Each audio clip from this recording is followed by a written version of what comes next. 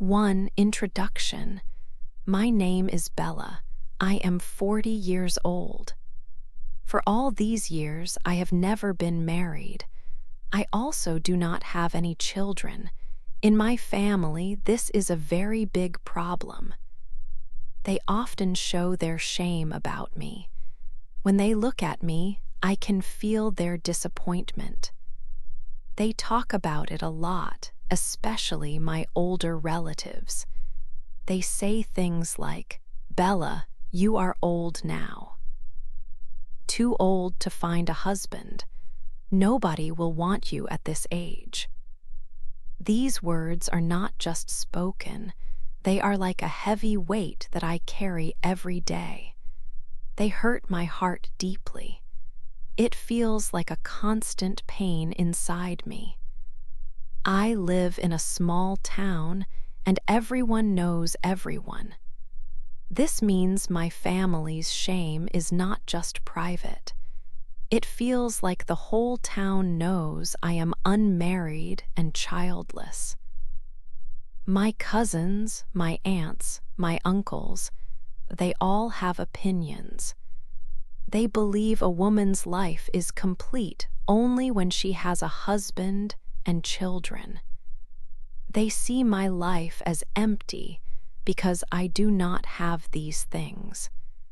They do not understand that I have dreams and hopes that are different from their expectations. Every family gathering is difficult for me. Someone always asks, "When will you find someone, Bella?" Or, "Why are you still alone?" They do not ask with kindness. They ask with judgment. Their words make me feel small and invisible. Sometimes I want to hide. I want to run away from their eyes and their questions, but I cannot. This is my home, and these are my family members. I have to face their looks and their sad sighs. They often tell stories about other women my age who are married with families, making me feel even worse. Despite all this judgment and the constant pain, I hold onto a quiet hope. It is a small light inside me that never goes out. I still dream of a love story of my own. I dream of finding someone who will see me, Bella, not just my age or my unmarried status. I want someone who will love me for who I am. I want to share my life with someone. This hope is very important to me.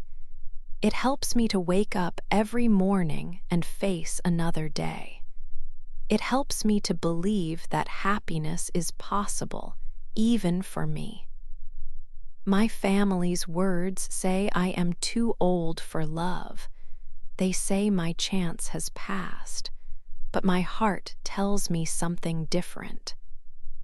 My heart tells me that love can come at any age. It tells me that my story is not finished yet. I want to write my own story. I do not want their shame to be the only thing people remember about me. I want a story filled with love, understanding, and happiness. I want to prove them wrong. I want to find my own way to build a life that is truly mine. This quiet hope keeps me strong. It keeps me looking forward, even when the world around me seems to only look back at my past. It is my secret strength against their constant disapproval and the heavy burden of their expectations. 2. A new man. The night of the family party arrived. I did not want to go. My cousin had asked me many times, and I finally said yes. Family gatherings were always hard for me. I knew what people would say and how they would look at me. It was a place where my single life felt very clear to everyone. I walked into the house. It was full of people. The air was loud with laughter and talking, but I felt no joy. Soon I heard soft voices nearby. "Look, it is Bella," one person whispered. "She is still alone," another said. Their words felt like small, sharp stones. I tried to smile, but it was difficult.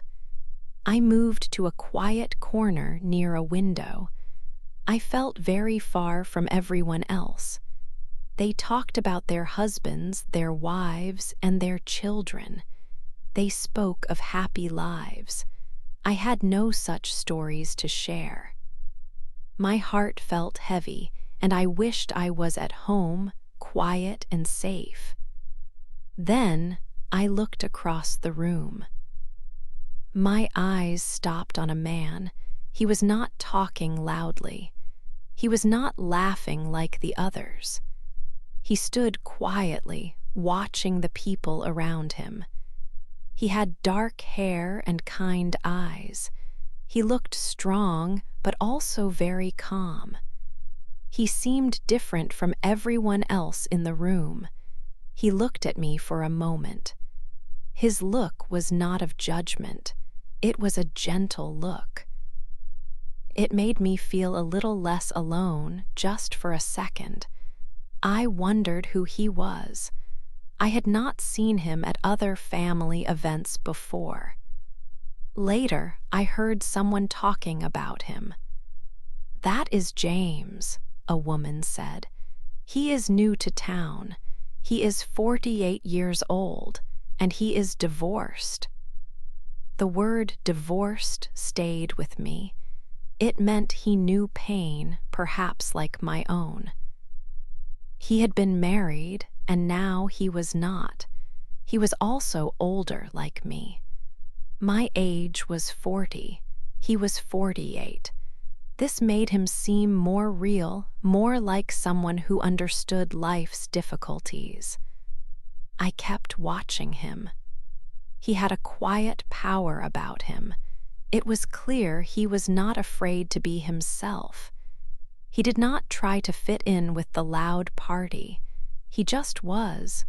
This was new. No one had ever looked at me with such calm. No one had ever seemed to understand without words. This man, James, was a new person in my world. He brought a feeling of quiet hope. It was a small hope, but it was there, growing in my heart. 3, his past. After the family party, I started to hear more about James. People in the town loved to talk. Their words traveled fast, like a quick wind. They spoke about his life, especially his past. It was a story full of sadness and difficulty. I learned the true reason why he was divorced.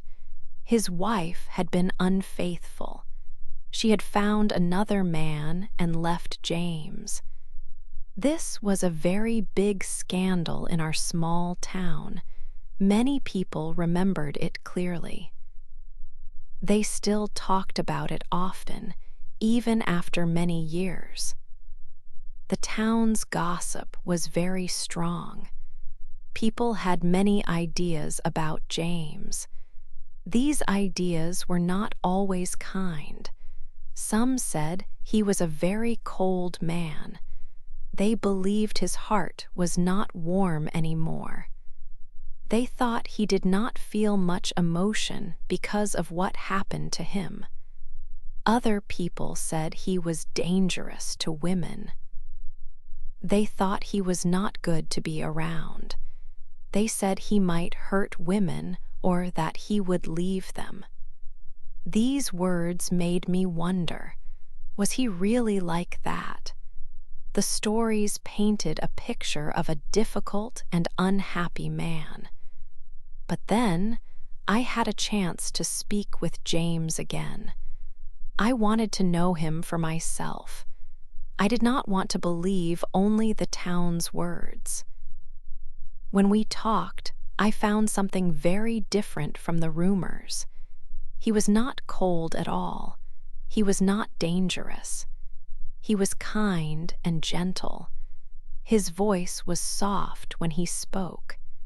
He listened very carefully to everything I said. He seemed to understand my feelings very well. He was a truly gentle man. This surprised me greatly. The stories about him were very different from the real man I met. He looked at me with his calm, steady eyes. He did not judge me for my age or for being unmarried. He did not make me feel bad about my own life. Instead, he saw something special inside me. He said, "Bella, you are different." He told me I had a brave heart. No one in my life had ever told me that before. My own family always saw my weaknesses. They saw my shame for being alone. But James saw bravery. He saw a strength inside me that I did not even know I had. He made me feel seen, truly seen, for the first time. He made me feel strong. His words were very important to me. They made me think about myself in a completely new way. His past was difficult, but the man in front of me was gentle and understanding. This made me want to know him much, much more. For our secret, James and I started to meet in secret places. My family would not like it. They thought James was not good for me because of his past. So we had to be very careful. We chose quiet spots like a small park with old trees. We met at a small coffee shop far from my house where no one knew me. Sometimes we just talked on the phone late at night, whispering our thoughts.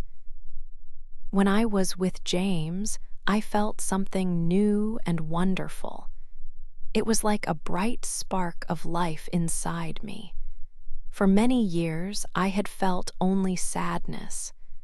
But with James, I felt truly happy. I felt like a different person, a better version of myself. He made me laugh. He looked at me with kind and understanding eyes. He made me feel truly seen. This feeling was a gift. James talked openly about his life. He told me about his past pain and his hopes for the future. He did not hide anything from me. He was honest and real. When he talked, I felt completely safe. It was a new and precious feeling. I could be my true self with him. I did not have to pretend. I did not have to be the quiet, sad Bella my family always expected. Because I felt so safe, I started to tell him my own deepest secrets. I told him about the shame I carried. I told him how my family's harsh words had hurt me. They always said I was too old to find love. They said I would never have a family. They made me feel I was not good enough. I told him about my fear of being alone forever. I even told him about my secret dream of having a loving family, a dream I thought had died. James listened to every word I said. He did not interrupt me. He did not say I was wrong or foolish. He did not judge me at all. He just listened. He understood my feelings. After I finished, he said softly, "Bella, you are a wonderful person. You deserve love. Your dreams are not too old, they are beautiful."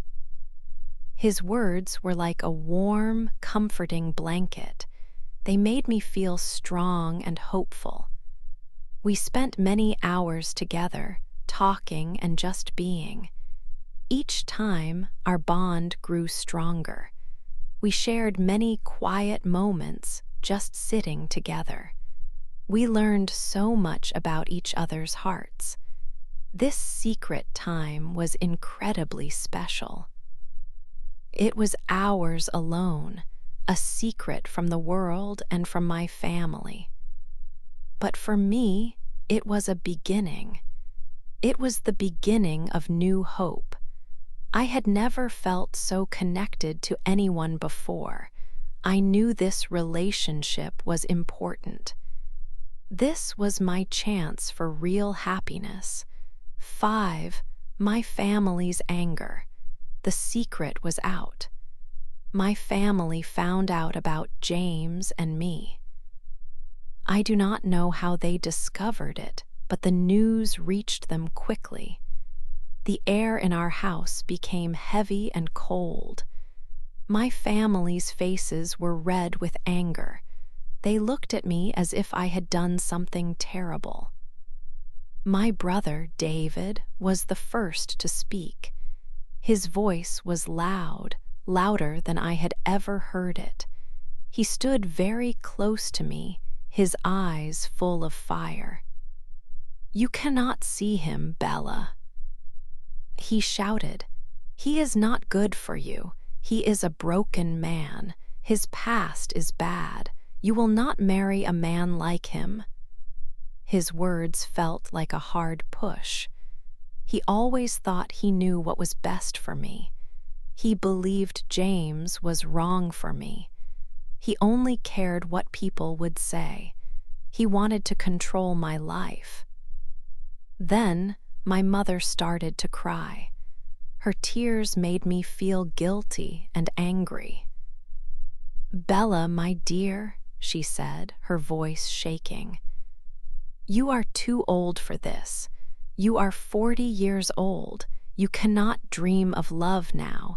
It is a foolish dream. You should stop seeing him. Think about our family's name. Think about what people will say." She always worried about others. For her, my happiness was less important than the family's name. She wanted me to be alone, as she had always told me. She believed that at my age, love was not possible, especially not with a divorced man like James. Their words were painful. They were the same words I had heard for many years. Now, they were about James. They wanted me to give up on the first real chance at happiness I had found. They wanted me to be small again, to hide my feelings, to accept my lonely life. For a long time, I just listened. I felt the old shame try to come back. I felt the weight of their judgment. But then, something new changed inside me. I looked at my brother, then at my mother. I saw their anger and their old ideas, but I also saw my own strength. This time, I did not cry. I did not say sorry. I did not promise to obey. For the first time, I felt like a woman. I was not just a daughter or a sister who always did what was told. I took a deep breath. My voice was quiet, but it was strong. "I will not give him up," I said. "This is my life. This is my happiness." My words surprised them and me. It was a new feeling, standing up for myself. I chose my own path. I chose to fight for my love and future. I chose James. 6. The town talks. The small town was soon full of new words. These words were about Bella and James. News spread quickly like a strong wind. Neighbors talked. Friends whispered. People looked at Bella differently. The talk was not kind. People made up stories. They did not know the truth. Some said Bella only wanted James's money. They said, "She is 40. She wants his house and savings." This was not true. Bella loved James, not his money. This saddened her. Others remembered James's past. They talked about his first wife. They said, "James's first wife left him. He will leave Bella too. He is not a good man." They said, "Bella is making a mistake. She will be alone again." These words hurt Bella deeply. She felt pain in her chest. Rumors were everywhere. Bella heard whispers at the market. People looked away or pointed. Her heart felt heavy. She thought of hiding, but did not want to. The town's words were like small stones. One day, Bella was very upset. She told James about the cruel things people were saying. James listened. He did not get angry. He took her hand gently, his touch warm. He looked into her eyes. "Bella," he said softly, "let them talk. Their words are not important. They do not know us." He held her hand tighter. "I see you, Bella. I see your brave heart. These people do not understand. They will always talk, but their words are just air. They cannot hurt us." He promised her, "I will never leave you. I will always be here. Ignore their words. We have each other. That is all that matters." James's words were like a warm blanket. They helped Bella feel safe. She knew he was loyal. She knew he would stay. The town could talk. Their words were painful, but James's love was stronger. She believed their happiness was more important than gossip. It was a hard time, but James was with her. They faced the talk together. 7, a big choice. One quiet evening, James and I were walking near the old river. The sun was going down, making the water shine with orange and pink colors. We stopped. James looked at me, and his eyes were full of kindness. He took my hand in his. His voice was soft, but his words were big. He asked me, "Bella, will you marry me?" My heart started to beat very fast. This was a huge moment. I felt happy, but also afraid. I knew what this meant for my life. I knew what my family would say. When I went home and told them about James's proposal, their anger was strong. My brother shouted, "If you marry him, you are no longer our sister. We will not know you." My mother cried. She said, "You will bring great shame upon our family. You are making a terrible mistake." Even my friends, who usually understood me, told me not to marry James. They said, "Bella, you are being foolish. He is not the right man for you. Think about your future. Your family will never forgive you." They warned me about James's past. They warned me about my family's fury. Everyone around me seemed to be against this choice. I felt a very heavy weight on my shoulders. On one side was my family, my old life, and all my past.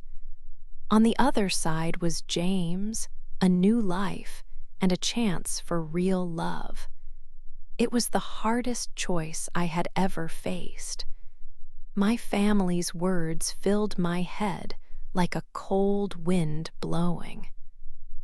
Their disapproval felt like a heavy stone in my heart. I had always tried to please them, even if it meant I was not happy. But then I thought about James. I thought about how he saw me. He saw my brave heart. He saw my true self, not just my age or my family's thoughts. He did not care about the town's gossip. He only cared about me. I knew this was my last chance to find the love I had always dreamed of. I was 40 years old. I could not wait any longer. I could not live without love anymore. I looked into James's eyes. They were kind and full of hope. I saw my future there. I saw happiness. I saw a life where I was truly loved and accepted. I took a deep breath. I made my decision. I chose love. I chose James. I said, "Yes, James, I will marry you." It was the biggest choice of my life. The silence after I said yes felt very loud.